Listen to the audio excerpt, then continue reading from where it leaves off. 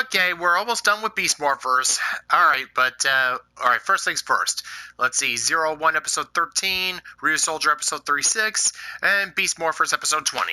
Alright, starting off with Zero One, we're finally got to the end of the Dodo Magear arc.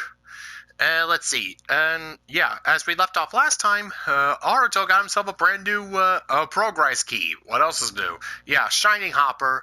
But unfortunately, it's not exactly finished, according to Izu, since, unfortunately, while it does increase Aruto's strength, it only increases it by 1.8 times his usual output, which is still within the range of the Dodo Magear to compensate and just Lady Everlove will continue to lay the smackdown on him. They managed to get away from the Dodo,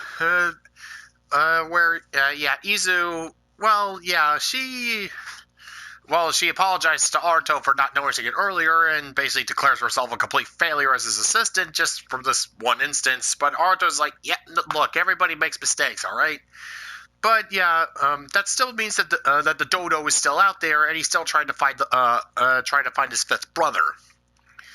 And yeah, we finally learned the reason why he's doing this. Basically, he just wants to turn his brother into basically just make him another assassin, basically.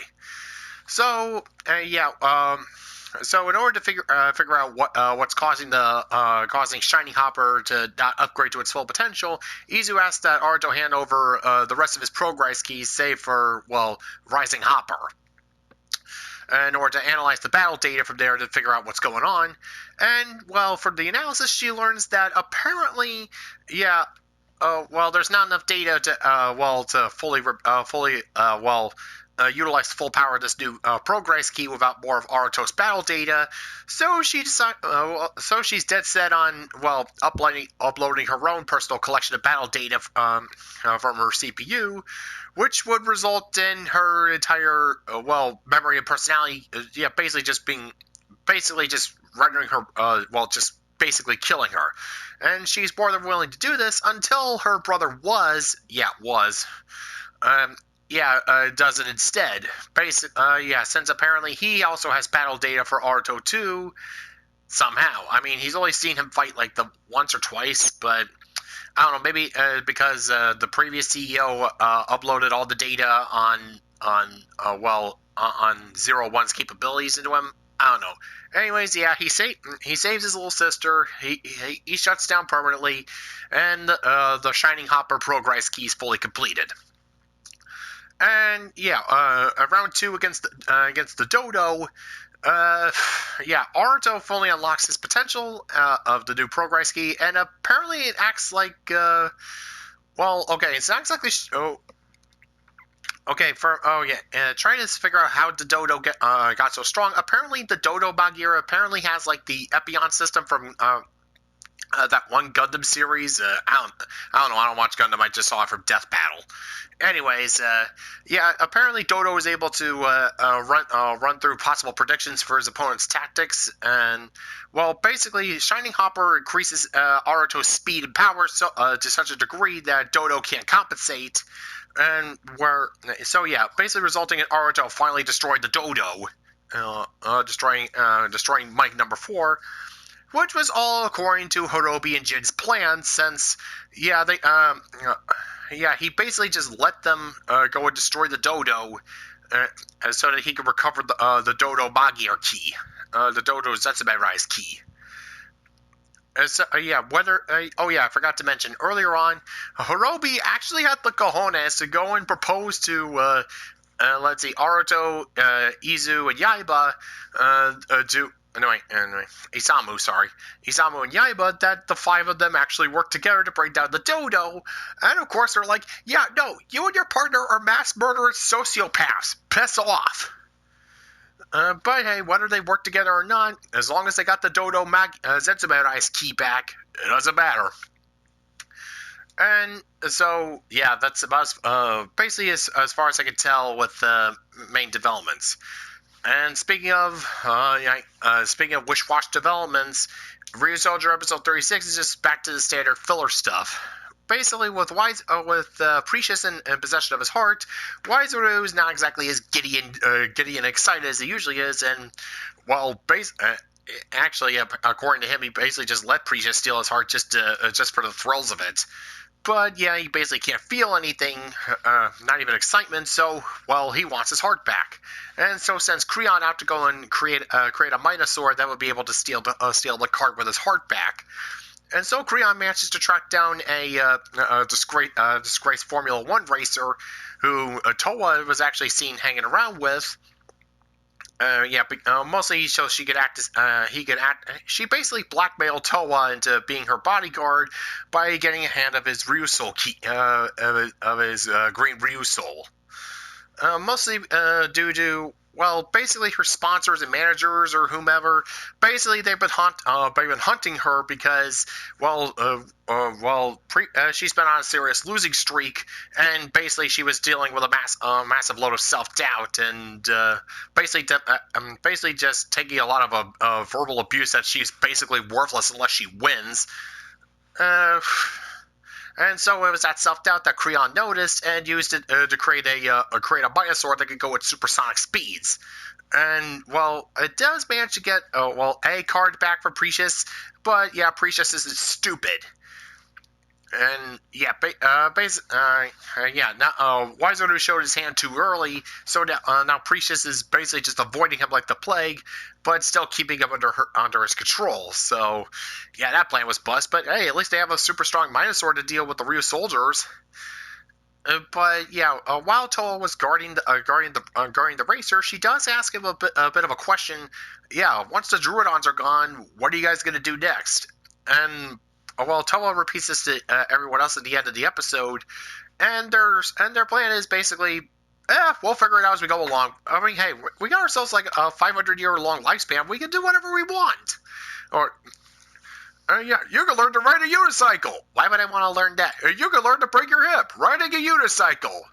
You could start a paint.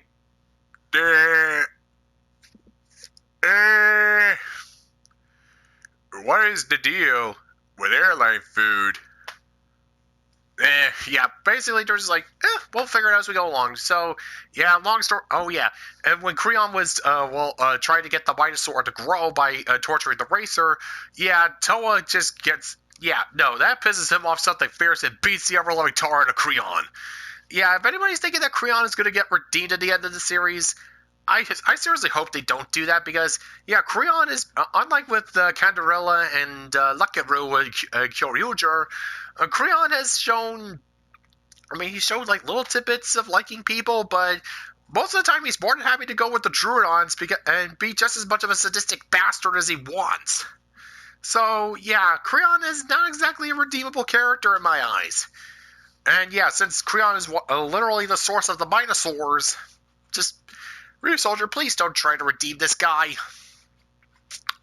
And speaking of redemptions, we have Beast Morphers episode 20.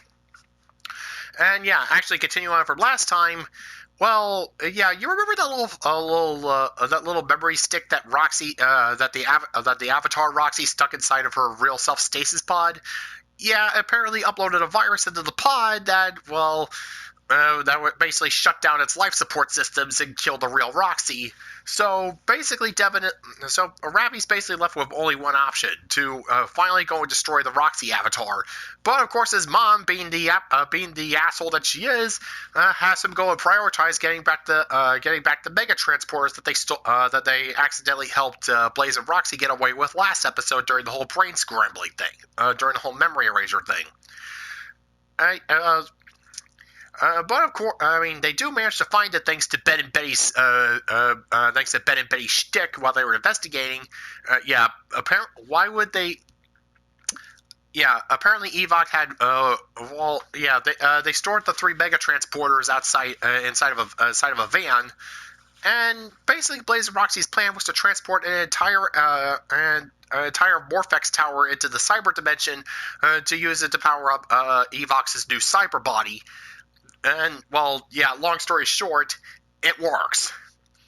But before we get to that, they managed to drive off the trucks that were guarding it, and Ravi was left to bring the truck back to Grid Battle Force. But of course, since Roxy knowing that the Avatar Roxy, knowing that she installed the virus into her real self-stasis pod, she basically sacrifices herself to give Blaze the chance to steal the Mega Transporters back. So yeah, she goes to lures Ravi out into one final confrontation, giving Blaze enough time to steal the truck. I mean, yeah, sure, yeah. Well, to quote Dr. Evil, "You may have won the battle, Mr. Powers, but you lost the war." Ravi does manage to destroy the Roxy Avatar, but Blaze got away with the Mega Transporters, and, well, yeah, he does acknowledge that, yeah, he disobeyed a direct order, but pretty much the tone along the lines of, yeah, I did it to save my girlfriend, and I would damn well do it again if I could. But of course, thankfully, the commander is deciding not to be a total ass about this, and, well, yeah, she does apologize for. Well, yeah, even though Ravi destroyed the Roxy Avatar, the real Roxy doesn't look like she's going to be waking up, and might actually be dead, and, well, yeah, the commander apologizes for Ravi's loss. But, yeah, spoilers at the end of the episode, Roxy does manage to come out of the stasis pod just fine, and she does not have good news. Oh, yeah, before I forget, on top of the even worse news, that, yeah, Blaze managed to transport the Morphex Tower into the cyber dimension. He managed to place 2 or 3 of the transporters around the tower, and he activated 2 of them. He would have been avoided getting the 3rd one activated if not for Ben and Betty stupidly not forgetting to close the door to the truck that they were the rear window of the truck they were driving to get it away. So yeah, because of those 2 idiots, Evox now has his win condition. And of course, Ben and Betty are gonna get not gonna get blamed for their incompetence because. So yeah, yes, the Morphex Tower was stolen. Oh yeah, and as if it wasn't enough of a cherry on top of this nightmare Sunday, Devin got kidnapped by Blaze. And yeah, Devin's dad now knows that Devin's the Red Ranger. Because he stuck around during the fight to try and get the civilians at a mayoral rally. Out of harm's way. Okay, that was the first time. Second time, I forget exact. Trying to clear people away from the site of one of the mega transporters. Oh yeah. Speaking of, one thing I forgot to mention. To try and distract the Rangers from getting the